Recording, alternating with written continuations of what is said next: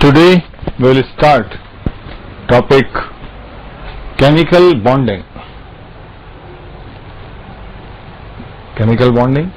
In this topic we will discuss why bonds are formed, what makes atom to combine, and various types of bond, their strength. All these factors we will study in the topic of chemical bonding. So first we have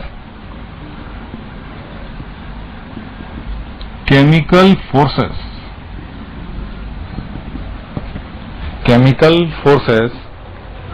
Now chemical forces are defined as the forces which binds the atom present in a chemical unit.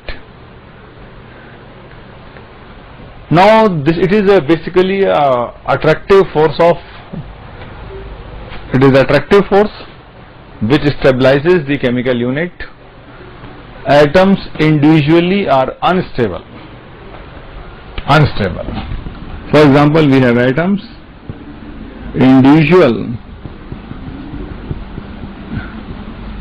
atom, and they are forming chemical unit, and this chemical unit is more stable. This system is unstable. So why atom tends to form bonds? Chemical unit involves various types of chemical bond or chemical forces. Individual atoms are unstable, so they combine to form chemical unit in order to gain the stability. Now since this system is more stable, this is less stable, we are moving from unstable to stable, so some energy or heat will be released, plus Q. So we can say that bond formation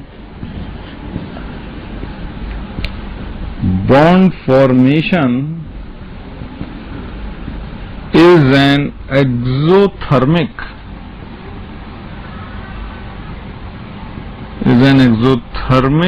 process.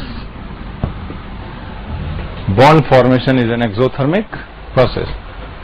Okay, because we are going from unstable to what? Well, a stable system.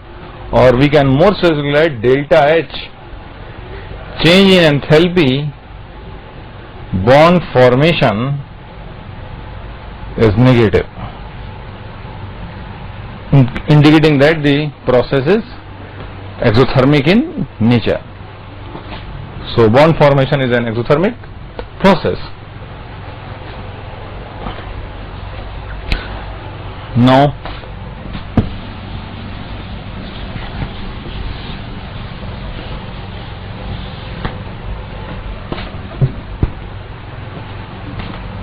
classification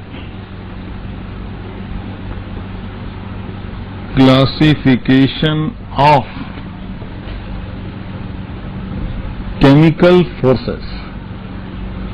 Classification of chemical forces. Now as we know, as usual, that chemical forces are the force of attraction that binds the atom in a chemical unit. So we classify it as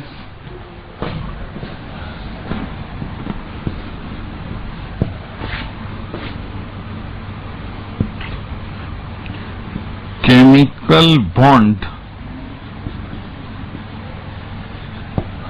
We have chemical bond, we have hydrogen bond, and finally we have van der Waals forces. Van der Waals forces. This is classification. Now, if mod value of delta H, bond formation, is more than 42 kilojoule per mole, then the chemical force is said to be chemical bond. If the bond energy, chemical forces of attraction is between 8 to 42 kilojoule per mole, it is said to be what? H bond. And if it is less than delta H, bond formation is less than 8 kilojoule per mole, then we call these chemical forces van der Waals forces. So this is the mathematical classification on the behalf of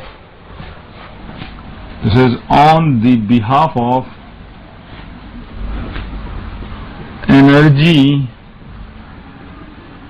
released in bond formation. Energy released in the bond formation. So this is the classification on the behalf of the energy released in bond formation. Okay. Next,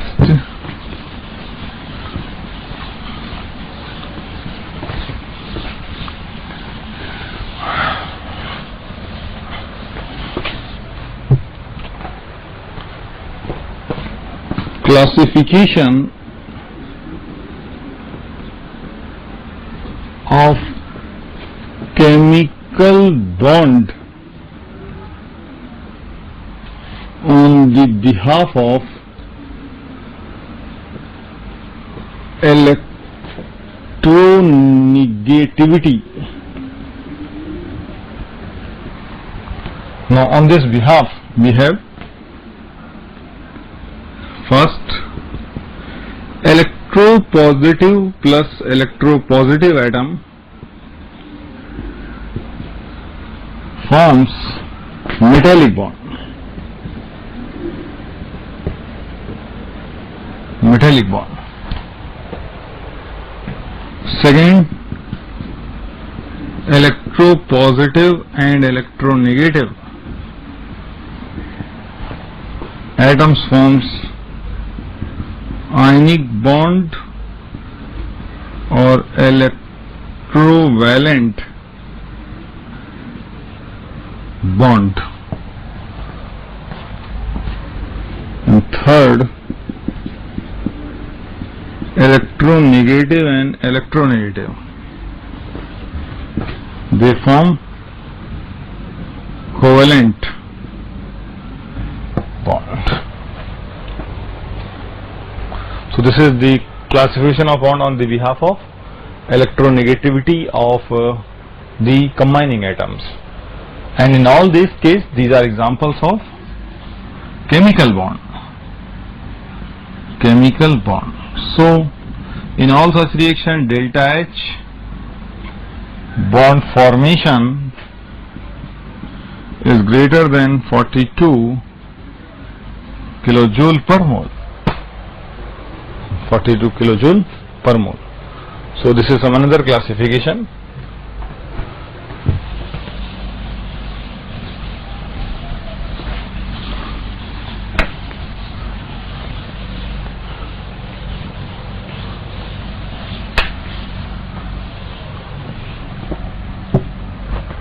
Next is types of bonds. Types of bonds. So depending upon the various types, various ways by which the attractive force has developed in the system, we have various types of bonds. And fundamentally we have three types. First is metallic bond. Second is ionic or electrovalent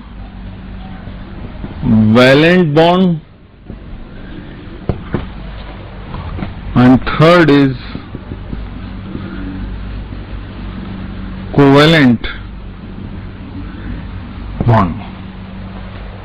Covalent bond. Covalent bond is further specified as single bond, double bond, triple bond, and sometimes quadruple bond.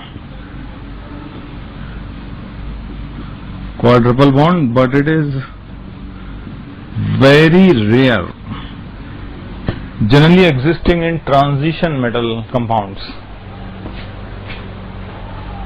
So we have first classification.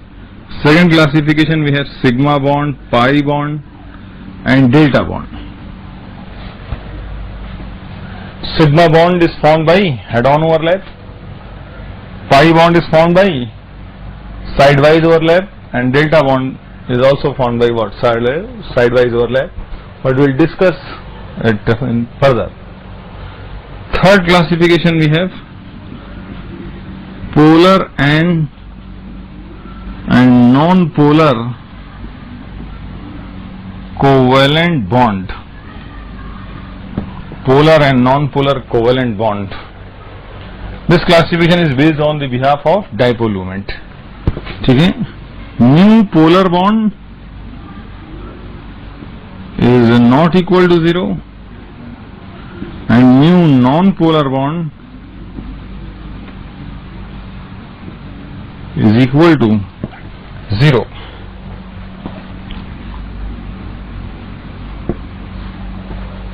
Next we have again coordinate covalent bond. Then we have back bond. Then we have multi-center multi-electron bond, or we called as sometimes banana bond.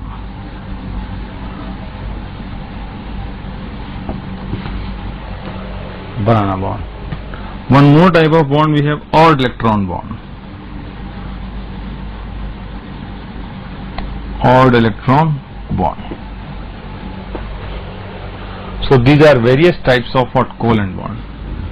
One is also called as synergic bond.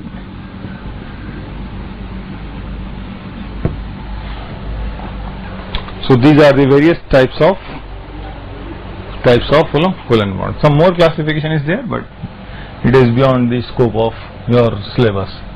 So these are various types of covalent bond.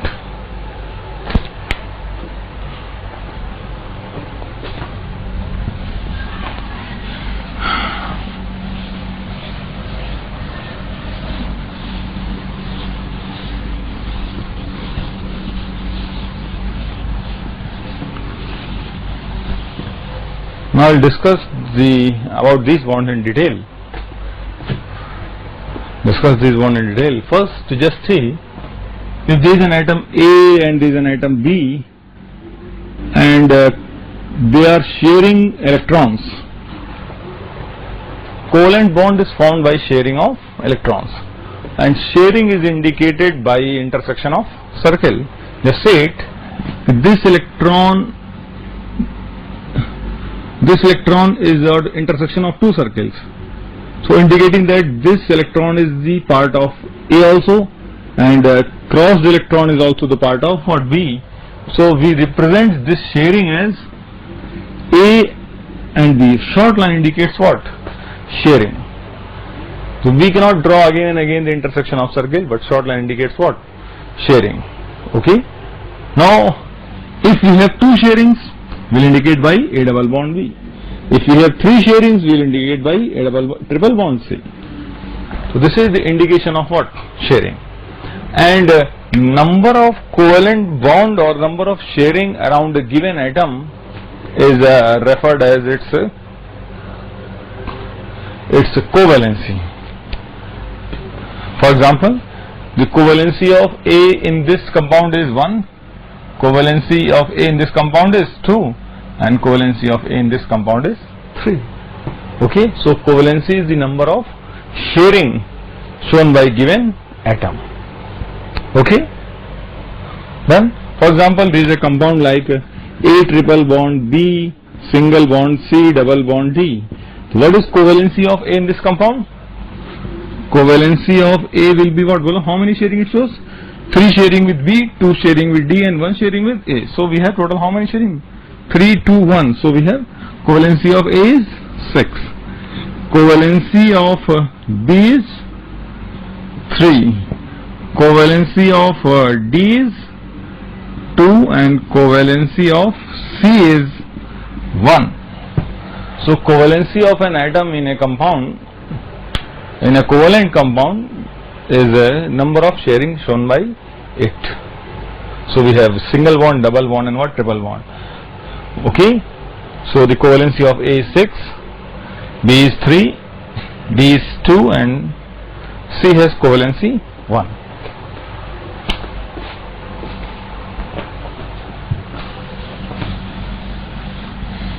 Next we have something regarding sigma bond, pi bond, and delta bond.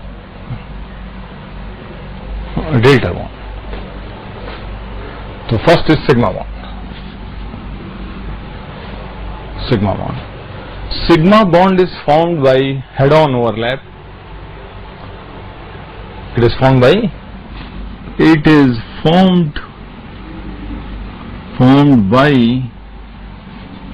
head-on overlap of atomic orbitals in 3 ways. First case, pure atomic orbitals.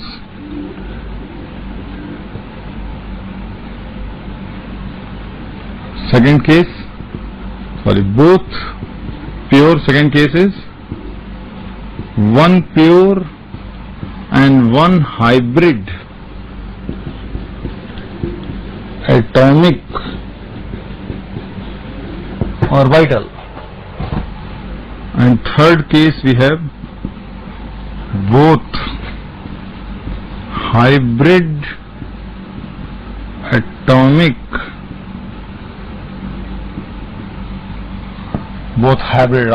orbital.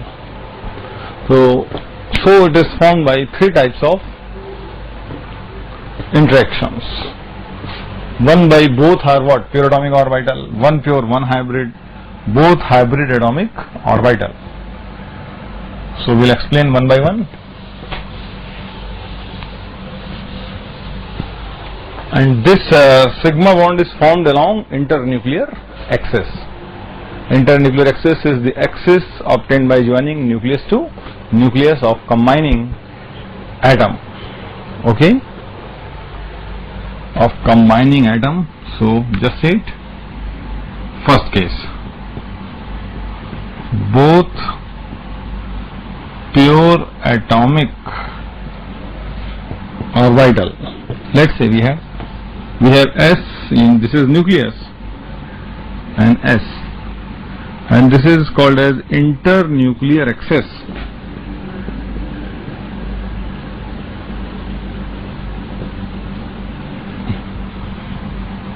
Internuclear axis.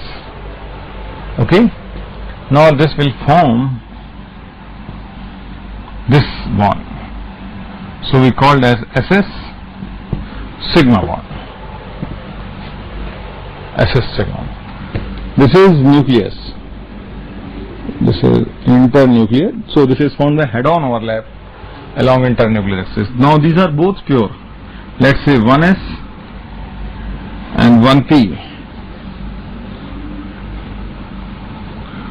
This is nucleus and this is internuclear axis.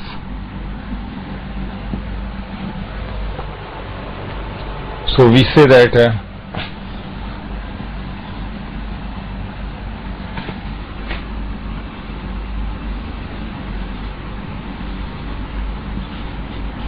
sp sigma.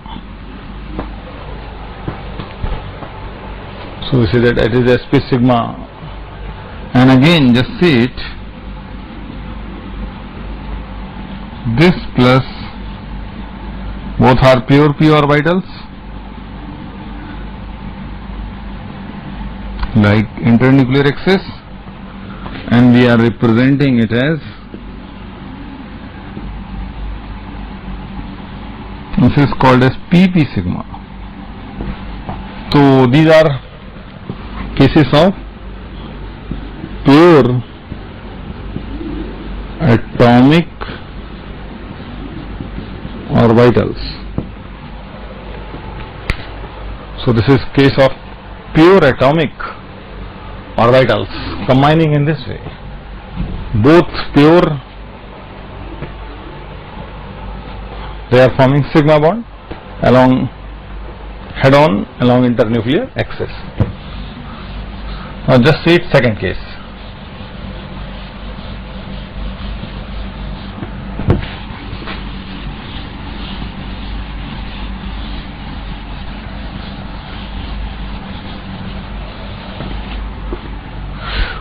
Okay, now we have these are pure atomic orbital. One pure atomic orbital and other hybrid atomic orbital. Just say it, we have a hybrid orbital, a big lobe and a small lobe. Let's say we represent by SPI, where I can be 1, 2 or 3, we have SPI and SP what below I. I sometimes is referred as hybridization index. It can be 1, 2 or 3 and furthermore. And again this is your internuclear axis. Again this is internuclear axis. Now it will generate. This is a sigma bond, internuclear axis, so we call it as SPI sigma. Okay. Next we have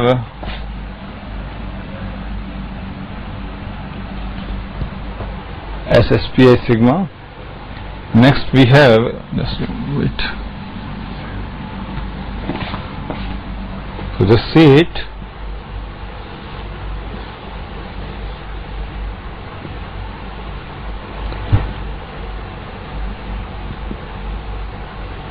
PSPI sigma bond. So one pure, another hybrid. This is again sigma bond. Okay. Now case third.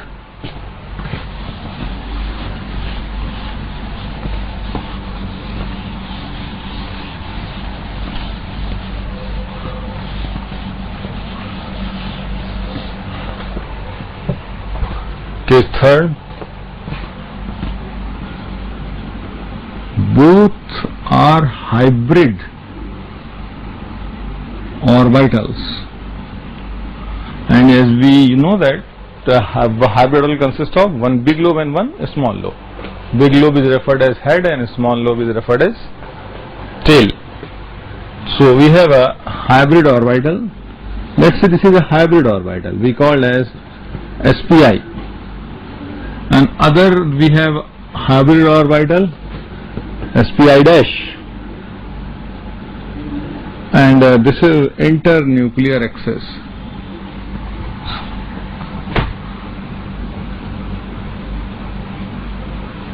Internuclear axis.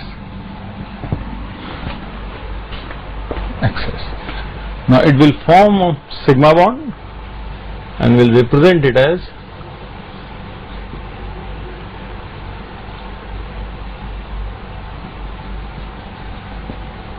so this is SPI and this is SPI dash. SPI dash sigma. So sigma bond is formed by head-on overlap under three cases, both pure atomic orbital, one pure and one hybrid, and both hybrid orbital. So it is formed along internuclear axis.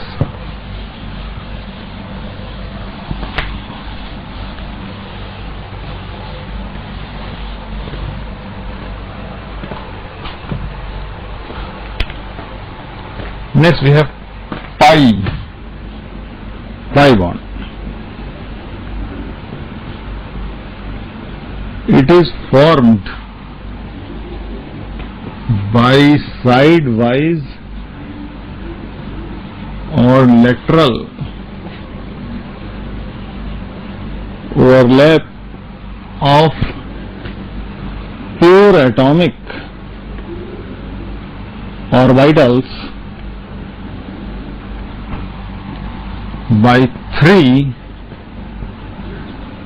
different ways. Pure atomic orbital by three different ways. Hybrid orbital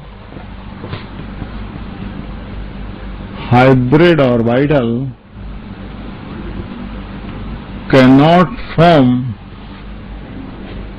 pi bond. It is formed across the internuclear axis. It is formed across internuclear axis in three ways. First, just see it. Pure P. These are pure P orbitals. This is internuclear axis. So this is formed not along internuclear, it is across the internuclear axis. So we can represent its formation like this. This is sharing of electron, and we called as PP pi bond, or we call as P pi P pi.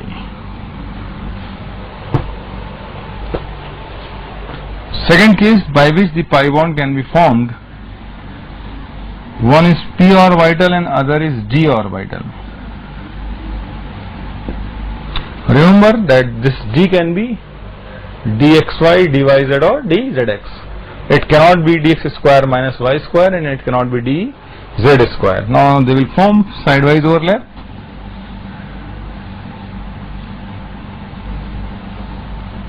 We call this bond as PD pi or P pi D pi. P pi or D pi. So we have two cases which result in the formation of pi bond.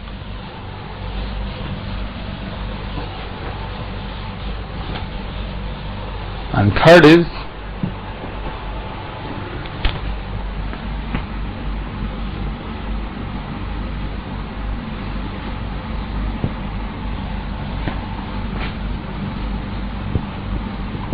these are d orbitals. They can be dxy, dyz or dzx. This is your nucleus and this is internuclear axis. Now these orbitals will sidewise overlap as this.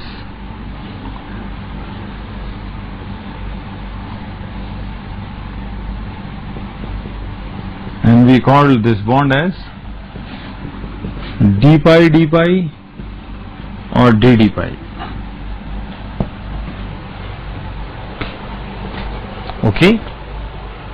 So pi bond is formed by only pure atomic orbitals in three different ways.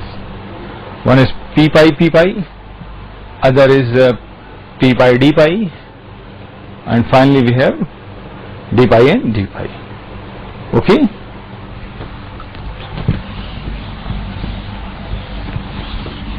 Remember, dx square minus y square and dz square does not form pi bond, and moreover hybrid orbital cannot form pi bond. Just see it. This is a hybrid orbital, and for overlapping these two, the distance between the nucleus is very small. Just see it. For sidewise overlap, for these two overlaps of lower lobes, the nucleus has to come what below? Nuclear repulsion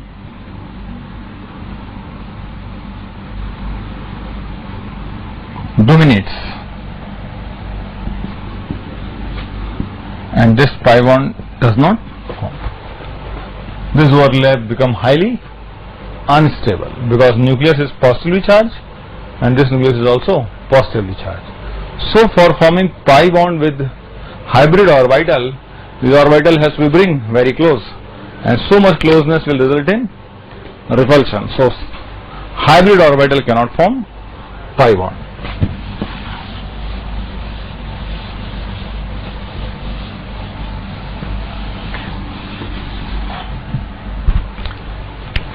Now next we have delta bond. Delta bond. Delta bond is formed as, just say it, this is d orbital, this is another d orbital. This lobe is interacting with this is interacting with this is interacting with this, and finally this is interacting with this. So we can also represent this in some way like this, and one d orbital is behind it and they are interacting in this way. It is just like situation of sandwich. Just see it, one more view.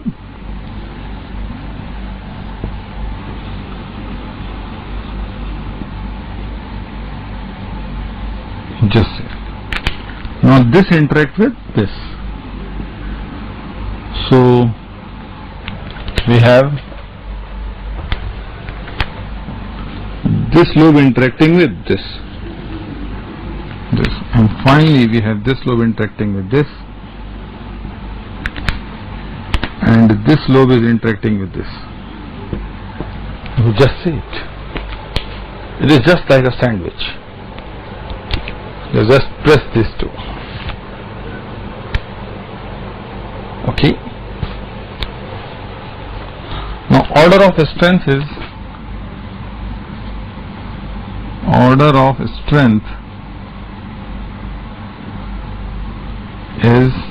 sigma, pi and delta. So out of these three, one delta bond is weakest bond. Okay.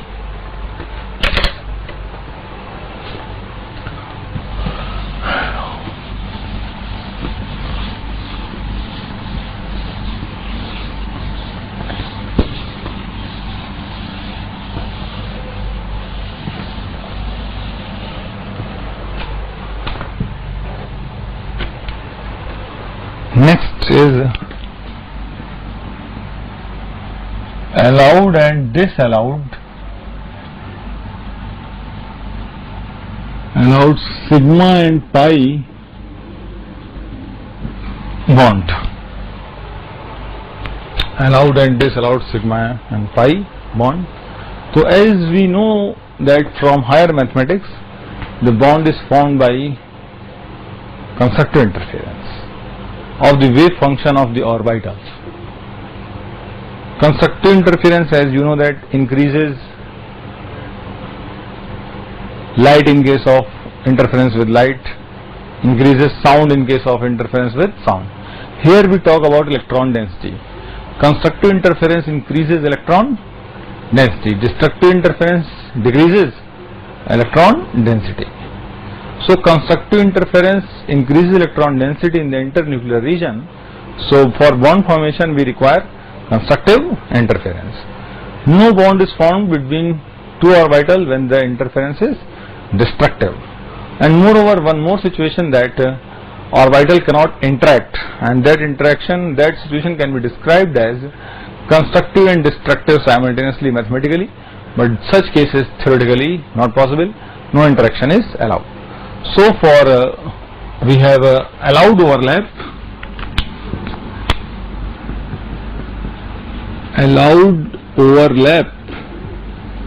we need constructive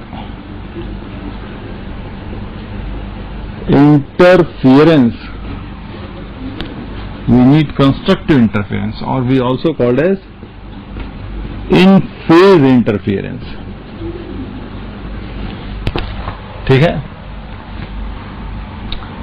Disallowed overlap,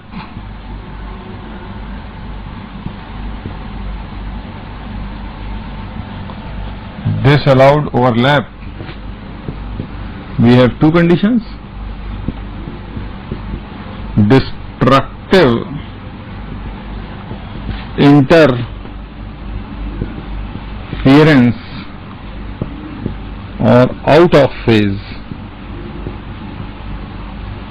interference, and second is non-bonding interaction. Mathematically,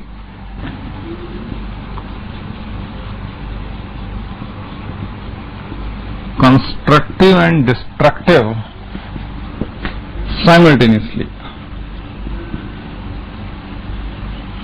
When constructive and destructive simultaneously, it is the physical meaning that such orbital will not interact. For constructive we have interference, for destructive we have interaction, but in this case we have no interaction. So mathematically these are the two conditions for disallowed overlap. As you know that when two waves comes, let's say plus and minus amplitude interferes with another wave with both plus and minus. Now plus will interact with plus, so its amplitude is reinforced. We have plus and minus. This type of interaction is referred as constructive interference. Now you just see it, plus is interacting with plus. A state of vibration of particle remains same. This particle also moves up and this particle also moves up. When two waves reaches simultaneously, so further its movement is enhanced. So we call this as constructive interference.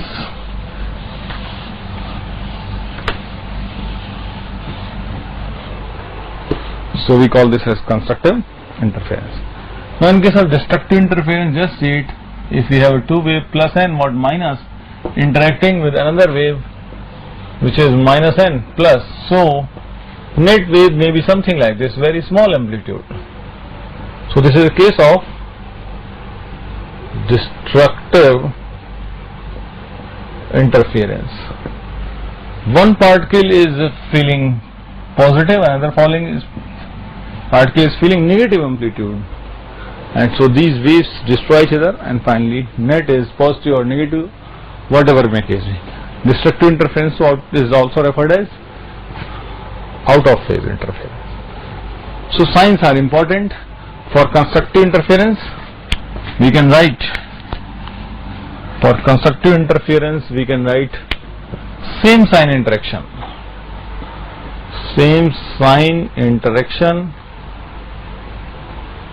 For destructive interference,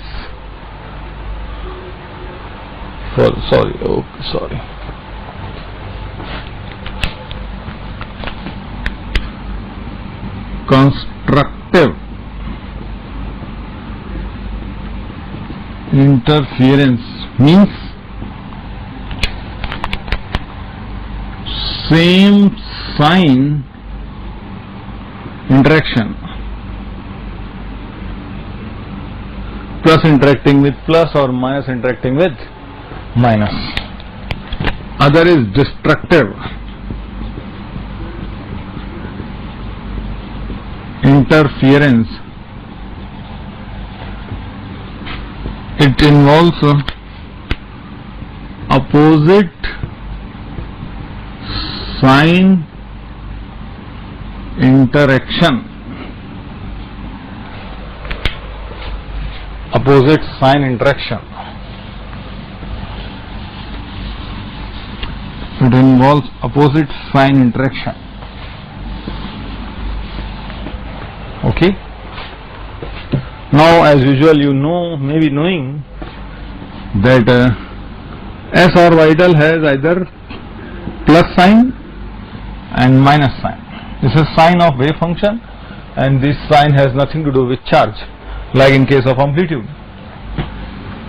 P orbital opposite lobe has opposite sign. In case of D orbital, opposite lobe has same sign. Just say it.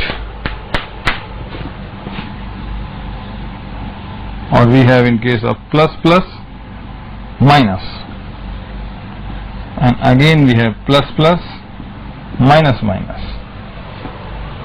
So these are a sign of wave functions, and this sign will help us in predicting whether the interference is constructive or destructive. Okay.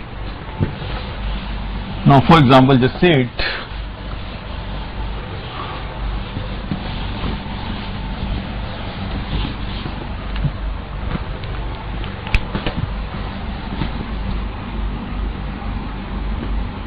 Plus and minus. So this is a case of destructive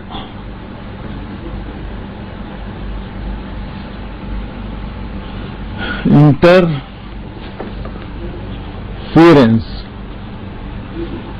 This is a case of destructive interference. So no bond formation will take place, but because plus will interacting with minus. Now if you have plus and plus, it is a case of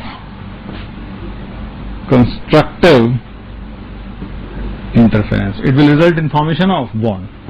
We have a plus plus and we have 2 times plus, indicating that reinforcement. Okay. Now again just say it, or we sometimes also referred as sigma constructive interference. Now just say it, we have this minus plus minus. So which type of interaction will be there? Sigma interaction. But minus will interact with plus, so it is a case of sigma destructive interference. Sigma destructive interference. It will not form any bond. This will not form any bond. Okay.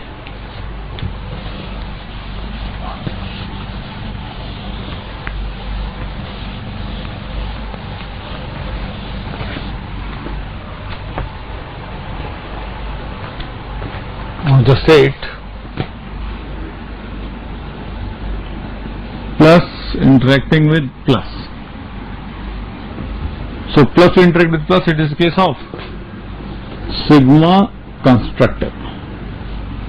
Now it will result in formation of bond. How you indicate? Plus plus minus plus of plus. Okay. Huh? Now just say it. Plus minus plus minus. So this is a case of what? Plus will interact with plus, minus will interact with minus. So it is a case of what? Well, pi constructive interference will result in the formation of bond. Plus plus minus minus plus of plus minus minus. So bond is what? P pi P pi. Okay. So we have constructive, destructive.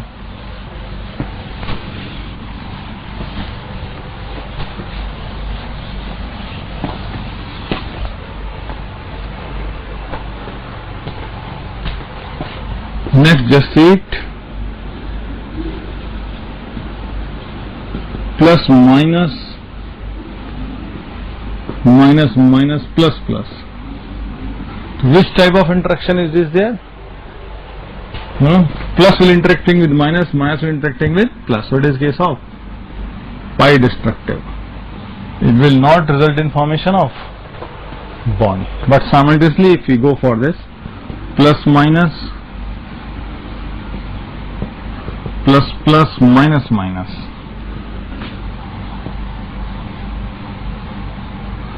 plus will interact minus, plus plus minus minus, plus of plus minus and minus. This is case of P pi D pi bond.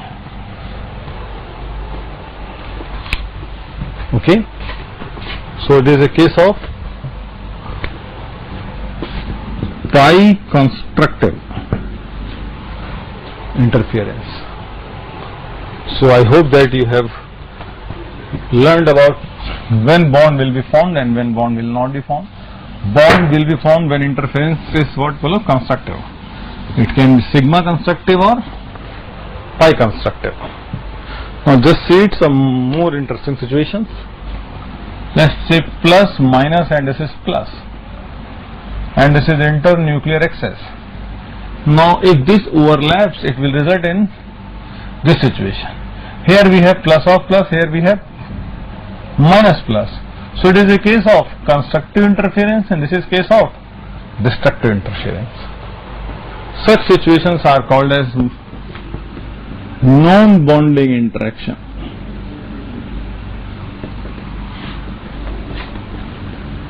Such interactions are not allowed. These interactions cannot form bond. So for no bond formation we have destructive interference, and one is what? Non-bonding interaction. And non-bonding interaction can be mathematically defined as constructive and destructive simultaneously. Or we can also put some sign here, plus, minus or plus. So this is case of non-bonding interaction. Similarly we have plus, minus, plus, minus. Now just see it. This is non-bonding interaction.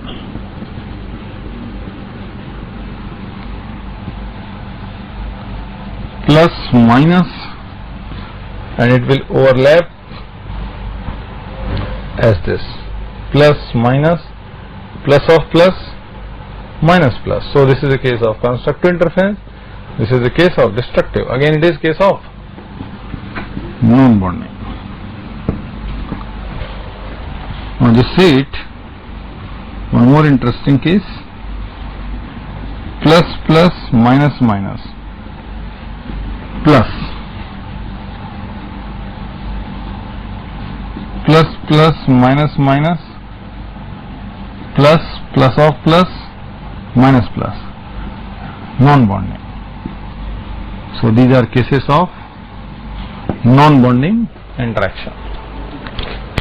So I have defined sigma bond, pi bond, delta bond, allowed and disallowed. When they are disallowed, when they have destructive interference, and when they have non-bonding. Non-bonding can be referred mathematically as constructive and destructive simultaneously.